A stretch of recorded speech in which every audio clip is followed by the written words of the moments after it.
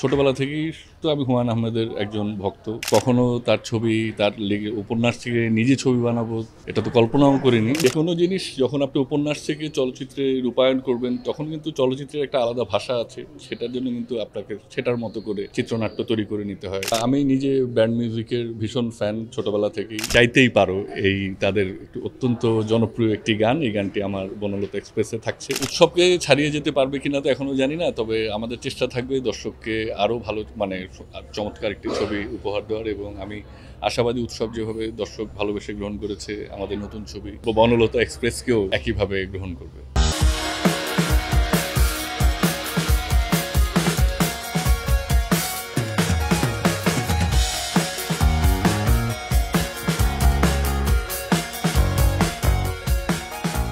দর্শক, নিউজ 24 এর on spot আড্ডায় আপনাদেরকে স্বাগত। সঙ্গে আছি আমি শাহিন শুভ। আজকে আমার আড্ডায় আছেন এমন একজন মানুষ যিনি বাংলা চলচ্চিত্রের এক নতুন কিংবদন্তি। তার সৃষ্টি, তার কাজ দর্শকদের হৃদয়ে দোলা দেয়, প্রশান্তির সৃষ্টি করে। দর্শক, আমার সঙ্গে রয়েছেন বাংলাদেশের জনপ্রিয় নির্মাতা তানিম নূর, যিনি তার উৎসব দিয়ে বাংলা চলচ্চিত্রের উৎসবের সৃষ্টি করেছিলেন, যেটাকে বনলতা এক্সপ্রেস দিয়ে নিয়ে যাবেন বহুদূরে। কথা বলবো তার সঙ্গে। ভাইয়া, কেমন আছেন? আসলে আমি ভালো আছি, অসংখ্য ধন্যবাদ। উৎসবের পর দর্শকরা অধীর আগ্রহে বসেছিল আসলে তানিম নূরের পরবর্তী প্রজেক্ট কোনটা হতে যাচ্ছে, যেটা আরও তাদেরকে হৃদয়ে নাড়া দিবে। ইতিমধ্যে আমরা জানি ঘোষণা চলে এসেছে, নামটাও দারুণ, বনলতা এক্সপ্রেস। তার সাথে আরেকটু বিষয় যোগ করতে চাই, আমাদের আবেগ হুমায়ূন আহমেদ, আর তার কিছুক্ষণ গল্প নিয়েই আসলে সেটা অবলম্বন হবে। সব মিলে যদি একটু জানতে চাই। প্রথমেই বলতে চাই যে আমার ছোটবেলা থেকেই তো আমি হুমায়ূন আহমেদের একজন ভক্ত, তার ভক্ত পাঠক, এবং কখনো তার ছবি, তার উপন্যাস থেকে নিজে ছবি বানাবো এটা তো কল্পনাও করিনি। কিন্তু যখন থেকে সিনেমা বানানো শুরু করেছি তখন থেকে মনের মধ্যে ইচ্ছে ছিল যে যদি কখনো হুমায়ূন আহমেদের কোনো নভেল বা উপন্যাসকে অ্যাডাপ্ট করার সুযোগ পাই, এবং সেই সুযোগ পেয়ে আমি খুবই খুবই নিজেকে ধন্য মনে করছি। কারণ এটা বাংলাদেশের যে যে কোনো পরিচালকের জন্যই আসলে আমার মনে হয় যে হয়তো হুমায়ূন আহমেদের কোনো উপন্যাস অ্যাডাপ্ট করাটা একটা দারুণ ব্যাপার, এবং সেই সুযোগ পেয়ে আমি খুবই খুবই উৎসাহী হয়ে আছি। এখন চঞ্চল চৌধুরীকে পাচ্ছি, এদিকে মুশাররফ করিমকে পাচ্ছি, এই প্রজন্মের যেমন শরীফুল রাজকে পাচ্ছি, সাবিলা নূরকে পাচ্ছি, এছাড়াও আরও বেশ কিছু চমক আছে। যদি একটু আপনার কাছ থেকে জানতে চাই। আসলে আপনি যাদের কথা নাম নিতে চাচ্ছি না, কারণ আসলে কারোর সাথে কিন্তু আসলে অফিসিয়াল কন্ট্রাক্ট হয়নি। তবে এটুকু বলতে পারি যে যাদের কথা শোনা যাচ্ছে তারা ছাড়াও আরও অনেক তারকা এখানে আছেন। এটাও সবের মতো বাংলাদেশের প্রতিভাবান সব অভিনয় শিল্পীরাই এখানে অভিনয় করবেন, এবং অনেকেই করছেন এখানে।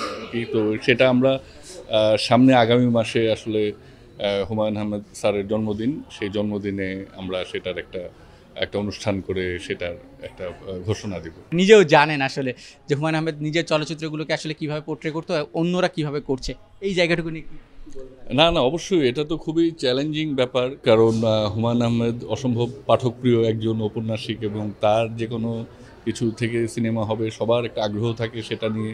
এবং হুমায়ূন আহমেদ স্যার নিজে ছাড়াও কি তার অনেকেই বানিয়েছেন, মোর্শেদুল ইসলাম ভাই বা বেলাল আহমেদ বা সহ আরও অনেকেই তার দেবী থেকে অনম বিশ্বাস ভাই দেবী থেকে দেবী করেছেন। তো বাইরেও কাজ হয়েছে, এবং সেগুলোও কিন্তু খুবই, যেমন দেবী আমার খুবই খুবই প্রিয় একটি সিনেমা, এবং সেটা খুবই ভালো লেগেছিল। তো কাজে আমি বলবো যে আসলে সেটা তো থাকবেই দর্শকের, কিন্তু আমি হুমায়ূন আহমেদের আশা করি আমি যে তার নামের সাথে আমার সিনেমাতে সুবিচার করতে পারবো। আমি আমারটা বলতে পারি, আমি তার পরিবার থেকে সম্পূর্ণ সহযোগিতা পেয়েছি। তারা অসম্ভব হেল্প করেছেন, তারা অত্যন্ত ভালো মানুষ প্রত্যেকেই, এবং আমি তাদের প্রতি কিন্তু ভীষণ ভীষণ কৃতজ্ঞ। এবং আমি মনে করি যে তারা কিন্তু এরকমটা কেন আমি জানি না, কিন্তু যে যদি এরকম হয়ে থাকে যে হুমায়ূন আহমেদের কাজের রাইটস পাওয়া কঠিন, আমার কাছে কিন্তু সেটা একদমই মনে হয় নাই। ওনারা অসম্ভব সহযোগিতা করেছেন, এবং আমার মনে হয় যে অন্যরাও যদি কেউ করতে চায় সেই সহযোগিতা নিশ্চয়ই সকলের জন্যই সেটা আসলে করবেন। আমার কাছে কিন্তু তাই মনে হয়েছে। যে কোনো জিনিস যখন আপনি উপন্যাস থেকে চলচ্চিত্রে রূপায়ণ করবেন তখন কিন্তু চলচ্চিত্রের একটা আলাদা ভাষা আছে, সেটার জন্য কিন্তু আপনাকে সেটার মতো করে চিত্রনাট্য তৈরি করে নিতে হয়, সেভাবে সব কিছু সাজাতে হয়, সেভাবে গল্পটা বলতে হয়। তো কাজেই সেইভাবেই তো আসলে হবে।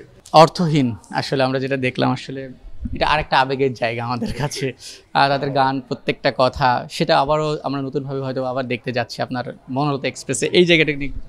আসলে আমি নিজে ব্যান্ড মিউজিকের ভীষণ ফ্যান ছোটবেলা থেকেই, এবং আমার মনে আছে যে অর্থহীনের গান আমি প্রথম এটা হচ্ছে যে ক্যাসেট ছিল তখন, আমি বোধহয় 7-8-এ পড়ি, 6-7 সে সময় কিনেছিলাম প্রথম সুমন ও অর্থহীন সেই অ্যালবাম। সেই তখন থেকেই আসলে 90 দশক থেকেই তাদের আমি ভক্ত, সুমন ভাইয়ের ভক্ত, এবং আমি তাদের প্রতি ভীষণ কৃতজ্ঞতা জানাই যে তারা এই ছবিতেই গানটি থাকছে আমাদের বনলতা এক্সপ্রেসে, এবং আমাকে এই এই তাদের একটু অত্যন্ত জনপ্রিয় একটি গান, এই গানটি আমার বনলতা এক্সপ্রেসে থাকছে, এবং তারা আমাকে এইটি ব্যবহারের অনুমতি দিয়েছেন, এবং তারা আমি আসলে তাদের প্রতি ভীষণ কৃতজ্ঞ, এবং আমি তো তাদের আসলে আসলে নিজেই একজন ফ্যান।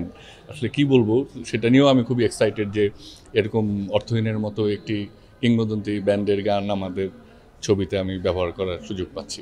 আর কিছুক্ষণ খুবই জনপ্রিয় একটা উপন্যাস আসলে। আর সেই ধরনের গল্প নিয়ে চলচ্চিত্র নির্মাণ, নানা আলোচনা সমালোচনা হবে সেটাও জানেন।